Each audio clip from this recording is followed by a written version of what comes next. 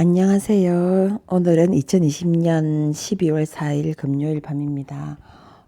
오늘 제가 읽어드릴 책은 제목은 혼밥 판사입니다.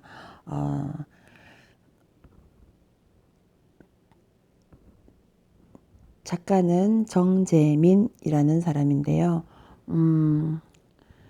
보이시나요? 자, 여기 보이시죠?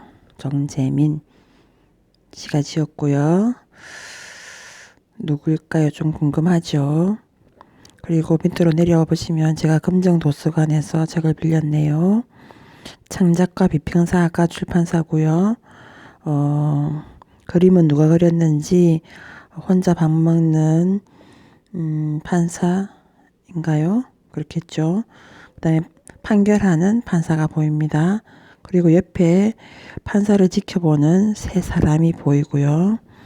아래에 금정도서관 안쪽에는 뭐가 있는지 혼자 밥 먹는 뒷모습인 것 같기도 하죠. 그리고 동그란 마크가 달려있네요. 2020년 우수출판 콘텐츠 선정작이라고 되어 있습니다. 자, 그러면 앞면은 다 보셨으니까 뒷면이 뭐라고 되어 있는지 잠깐 보실게요. 책을 뒤집는 사이에 들국화를 한번 보세요. 제가 들국화를 지나가다가 너무 예뻐서 이렇게 모시고 왔는데요. 와, 오래 사네요. 너무너무 예쁘죠.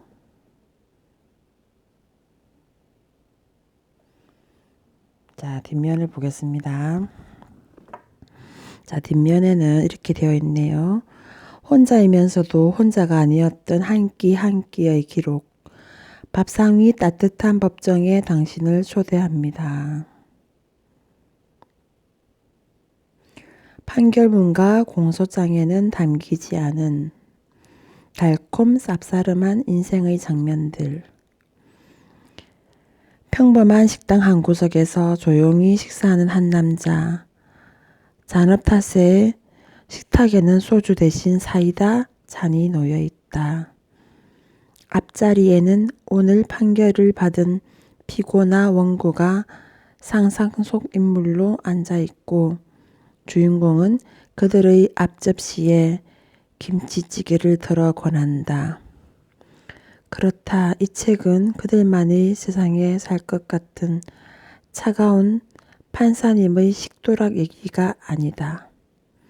법정 드라마에 판사가 등장한다면 을의 고급스러운 바에 앉아 얼굴엔 짙은 그늘을 들이운 채 고뇌하는 모습을 떠올리리라. 하지만 혼밥 판사 속 주인공의 식사는 휴먼 드라마의 한 장면 같다. 앞치마를 두른 채 집게로 고기를 뒤집거나 끼니로 포장해온 샌드위치의 반을 뚝 떼어내어주는 생활인의 밥 먹는 이야기라 정겹고 따뜻하다. 이 따뜻한 한 끼를 같이 나누고 나면 읽는 사람의 마음도 든든해질 것이다.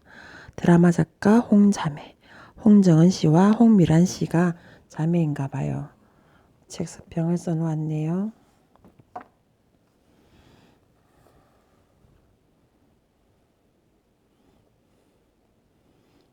그러면 이제 책을 앞면을 뒤집어서 작가가 누구인지 한번 보시죠. 자, 이 사람입니다. 좀 젊네요. 자, 이 사람이 어떤 사람인지 볼게요. 서울대 법대를 졸업하고 사법연수원을 수료한 후 판사, 외교부 독도 법률자문관, UN 국제형사재판소 재판연구관, 국방부 정책실 법무관, 군검사 국제법 박사 등 법률가로만 살았다. 한 번뿐인 인생, 법 말고 더 생산적이고 재미있는 일을 해보고 싶어서 2017년 판사직을 사직하고 방위사업청에 들어가 무기체계를 수출하거나 만드는 일을 해오고 있다. 최대 관심사는 사는 듯 사는 삶이며 그렇게 사는 방법 중 하나로 글을 쓴다. 소설 보헤미안 랩소디, 소설 이사부, 독도 인 더 헤이그와 에세이 지금부터 재판을 시작하겠습니다 등을 썼고 세계문학상, 매일신문, 포항국제동해문학상을 받았다. 미식가도 음식 전문가도 아니지만 무엇이든 맛있게 열심히 먹는다. 자기소개가 좀 재밌죠. 자, 다음 장으로 넘어가겠습니다. 2장이 지나가면 이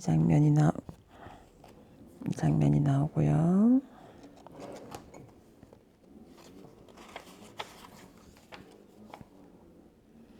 다음 장에 프롤로그가 나옵니다. 같이 읽어볼까요?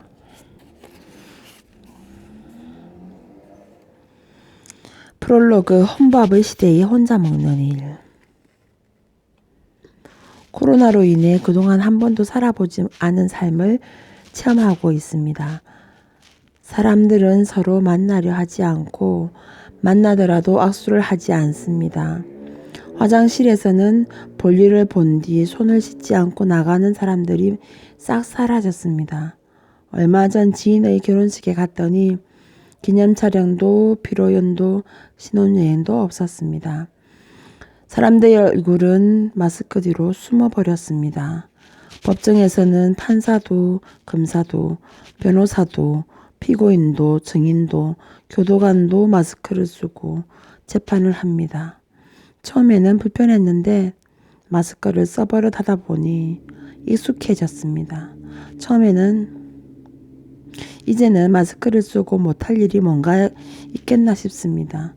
마스크를 쓴 채 노래도 부르고 축구도 하고 심지어 섹스도 할 수 있을 것만 같습니다. 그러나 마스크를 쓰고는 도저히 할 수 없는 일이 있더군요. 식사입니다. 그렇죠. 달인 김병만이 16년 동안 연습하더라도 마스크를 쓴 채로 밥을 먹을 수는 없을 것입니다. 그런데 코로나19 때문에 남들과 함께하는 식사가 졸지에 상어가 출몰하는 바다에서 스쿠버 다이빙을 하는 것처럼 위험한 일이 되어버렸습니다. 그래서 혼밥이 일상화되고 있습니다. 마치 에이즈가 처음 출현했던 시대에 세계 각국에서 자위행위가 일상화되었던 것과 같습니다.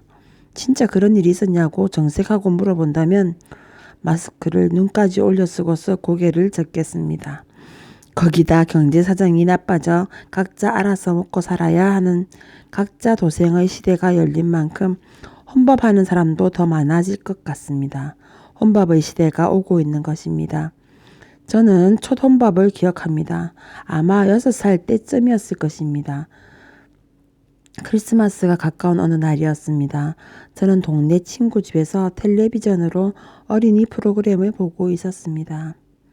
손으로 채널을 돌려야 하는 흑백 텔레비전 안에서 5명의 산타클로스들이 염라대왕 앞에 좌우로 앉아 있었습니다. 뜻밖에도 그들은 정색하고 화를 내고 있었습니다. 세상에 나가보니 도저히 선물을 줄 수 없는 나쁜 아이들이 많다고 했습니다. 어떤 아이들이 지옥불 속에서 비명을 지르는 장면이 나왔습니다. 저럴 수가. 부건한 할아버지로만 알았던 산타클로스의 돌변한 모습에 충격을 받았습니다. 저도 지옥에 갈까봐 덜컥 겁이 났습니다. 저는 부랴부랴 친구 집을 뛰쳐나왔습니다.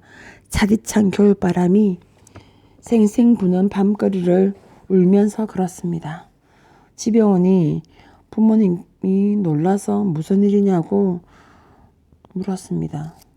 저는 입을 다물었습니다. 솔직히 말하면 부모님이 내가 두려워하는 죄가 무엇인지 추궁할 것 같았기 때문입니다.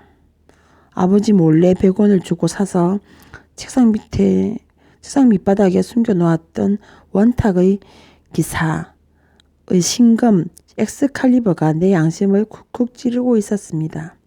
아버지는 더 이상 묻지 않고 어머니에게 재민이한테 뭐 좀 먹여라 라고 하셨습니다. 제가 혼자서 방에 틀어박혀 있는 동안 어머니는 음식을 준비해서 제 방에 넣어주고 자리를 뜨셨습니다.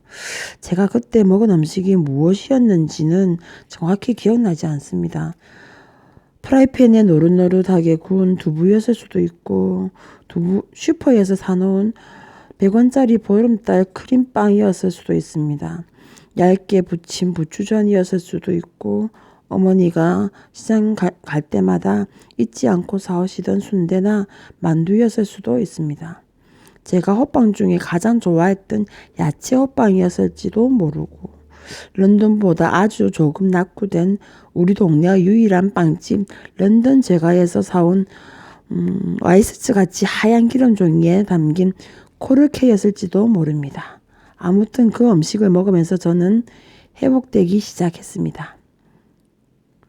두려움으로 쪼그라들었던 마음이 조금씩 펴지고 가는 한숨을 길게 내쉬고 솔솔 졸음을 느끼기 시작하고 그러다 까무룩 잠이 들었습니다.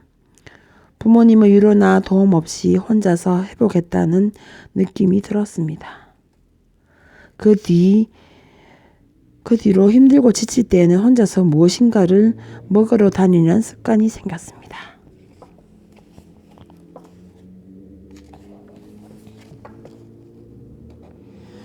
삶은 수시로 우리를 힘들게 합니다. 허무와孤独과 속박과 좌절을 느끼지 않은 나를 찾기 어렵습니다. 길을 걷다가 넘어져서 생기는 상처보다 타인에게서 받은 상처가 더 많습니다. 재판도 상처로 시작해서 상처로 끝납니다. 법정에서 원수처럼 싸우면서 상대의 가슴에 비수를 찌르는 이들은 다들 한때 누구보다 가깝던 사람들입니다. 형제 자매였거나 부부였거나 연인이었거나 오랜 친구였거나 평소 대면대면 하던 사이에서는 가해자가 사이코패스가 아닌 이상 큰 다툼도 상처도 생기지 않습니다. 처음 상처는 당사자들끼리 주고받지만 마지막 상처는 판사가 줍니다. 판사는 제가 6살 때 본 산타크로스처럼 겉으로는 온화한 태도와 말투를 갖고 있지만 실상은 당사자를 감옥에 보내거나 거금의 손해배상을 명하면서 재판받는 사람들을 지옥에 빠뜨립니다. 판사 입장에서도 개인적으로 원한도 없는 재판 당사자에게 아픈 판결을 내리는 것은 결코 달가운 일이 아닙니다. 재판 과정에서 당사자의 상처에 비할 바는 아니지만 판사도 상처를 입습니다. 화재를 진압하는 소방관이 화상을 입지 않을 수 없는 것과 같습니다. 그래서 재판을 하고 나면 뚜렷한 이유 없이 울적해질 때가 있습니다. 그럴 때 저는 먹습니다. 되도록 혼자 먹습니다. 많은 사람을 감옥에 보내거나 이혼을 시킨 날 저녁에는 남들 앞에서 편하게 웃으며 앉아 있을 힘도 없고 그럴 기분도 아니기 때문입니다. 그래서 재판을 마친 날에는 혼자 골목을 걸으면서 맛있는 음식을 찾아다니곤 했습니다. 자잘한 파가 촘촘히 박힌 따뜻한 계란말이, 돼지고기와 묵은지를 듬뿍 넣은 김치찌개, 부추를 가득 넣되 얇게 부추는 부추전, 하얀 속살이 혀에 감기자마자 흐물흐물 녹아내리는 물곰탕, 달달한 케이크 조각 같은 것을 혼자서 천천히 먹고 있으면 마음이 한결 나아집니다. 가능하다면 그런 음식을 법정에 내어놓고 함께 먹고 싶었습니다. 판사, 검사, 변호사, 피고인이 각자의 자리에서 아무런 말 없이 밥을 먹으며 숟가락, 젓가락이 달그락거리는 소리만 나도 좋을 것 같았습니다. 그러나 아무래도 현실의 법정에서는 그렇게 할 수 없어서 저는 혼자 밥을 먹으러 가 밥상 위에 한 상으로 재구성한 법정을 차리곤 했습니다. 그 법정에 잊을 수 없는 것은 그 법정에 잊을 수 없는 옛날 사건을 소환하거나 옆 빈자리에 그 사건의 당사자를 초대하기도 했습니다.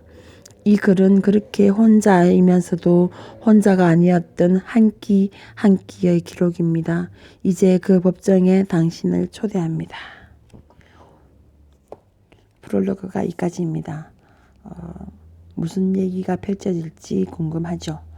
오늘은 영상 여기까지 하고요. 내일 다시 뒤에 글들을 읽어서 올리겠습니다. 좋은 밤 되십시오.